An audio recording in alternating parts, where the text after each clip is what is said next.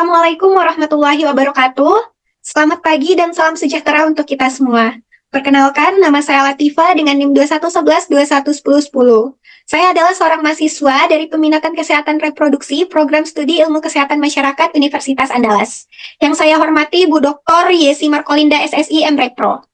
Baik, pada kesempatan kali ini izinkan saya untuk mempresentasikan studi literatur yang telah saya buat dengan judul Pengaruh Literasi Membaca Terhadap Kesehatan Mental Remaja. Nah, ini adalah abstrak yang saya buat. Penelitian ini mengeksplorasi literasi kesehatan mental pada remaja dengan tujuan untuk memahami faktor-faktor yang mempengaruhi literasi dan mengidentifikasi tantangan serta peluang untuk peningkatannya.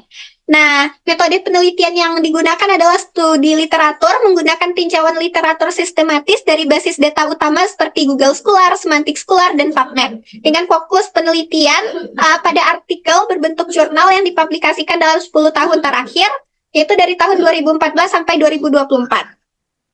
Nah, selanjutnya adalah pendahuluan, dilatar belakangi data dari Organisasi Kesehatan Dunia atau WHO, sekitar 10-20% remaja di seluruh dunia mengalami gangguan mental. Kemudian data lain dari Kemenkes RI, pada tahun 2018 menjelaskan bahwa kasus gangguan kesehatan mental emosional mencapai 9,9%, dan prevalensi depresi pada penduduk usia di atas 15 tahun sebesar 6,1%, di mana prevalensi depresi ini banyak terjadi pada kelompok umur 15-24 tahun dan merupakan kelompok terbanyak yang punya pemikiran untuk mengakhiri hidupnya. Nah, tetapi kurang dari separuh dari jumlah tersebut yang memerlukan layanan kesehatan mental, mereka belum mendapatkan perawatan yang mereka butuhkan. Nah, hal ini terjadi karena rendahnya tingkat akses terhadap layanan kesehatan mental, seperti kurangnya literasi kesehatan mental. Nah, oleh karena itu, artikel ini bertujuan untuk mengeksplorasi konsep literasi kesehatan mental pada remaja. Nah, ini adalah metode yang saya gunakan dengan kata kunci dalam bahasa Indonesia yaitu literasi kesehatan mental, remaja intervensi, kemudian ada kesehatan mental, dan dalam bahasa Inggris yaitu mental health literacy and adolescent, kemudian improving mental health literacy dengan studi yang fokus pada literasi kesehatan mental pada remaja, dan teman-teman dapat melihat di sini ada kriteria inklusi dan eksklusinya. Oke, selanjutnya yaitu hasil dan pembahasan, di mana saya mengambil 10 jurnal yang kemudian saya kelompokkan ke dalam PPT berikut. Nah, ya. Pertama, menurut Wei dan kawan-kawan pada tahun 2015 menjelaskan bahwa konsep literasi kesehatan mental itu memiliki komponen utama seperti pengetahuan tentang pencegahan, pengenalan tanda dan gejala gangguan mental, serta pengetahuan tentang opsi pengobatannya. Nah, kemudian menurut Bu Johnson pada tahun 2017 menjelaskan bahwa literasi kesehatan mental ini melibatkan kemampuan untuk mengurangi stigma terhadap gangguan mental.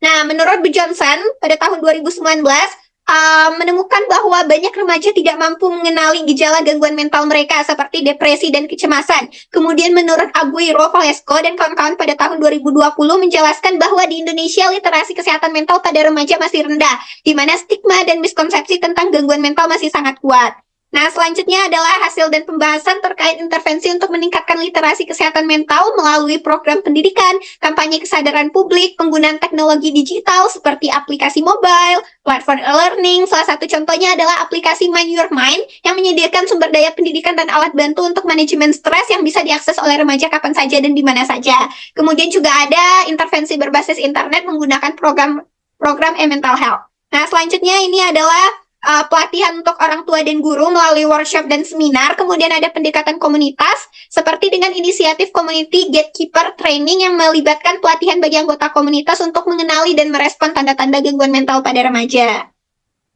Tantangan dan hambatan yang dihadapi seperti adanya stigma, masih banyak remaja yang enggan untuk mencari bantuan disebabkan takut dicap negatif oleh teman ataupun oleh masyarakat. Kemudian ada keterbatasan sumber daya, karena tidak semua sekolah memiliki akses ke program pendidikan kesehatan mental atau tenaga pengajar yang terlatih. Kemudian adanya faktor budaya, karena di Indonesia pada beberapa budaya membicarakan masalah kesehatan mental ini masih dianggap tabu dan seringkali diabaikan. Nah, kemudian dampak literasi kesehatan mental terhadap kesejahteraan, di mana remaja yang memiliki literasi kesehatan yang baik, mereka itu mampu mengenali gejala gangguan mental pada diri mereka sendiri dan orang lain, serta mereka lebih mungkin untuk mencari bantuan dan mengikuti pengobatan yang sesuai untuk diri mereka sendiri. Nah, jadi dapat disimpulkan bahwa literasi kesehatan yang mental yang baik pada remaja ini memiliki dampak yang positif. Nah, remaja yang memiliki pemahaman yang baik tentang kesehatan mental, mereka cenderung memiliki keterampilan dalam mengelola stres dan lebih mungkin untuk mencari bantuan profesional ketika diperlukan. Nah, sehingga hal ini juga bisa meningkatkan prestasi akademik dan kemampuan sosialisasi para remaja tersebut. Sehingga dapat ditekankan bahwa mengintegrasikan literasi kesehatan mental pada program pendidikan dan kampanye kesadaran masyarakat ini sangat penting. Nah, mungkin sekian presentasi dari studi literatur yang telah saya buat. Saya ucapkan terima kasih dan mohon maaf. Assalamualaikum warahmatullahi wabarakatuh.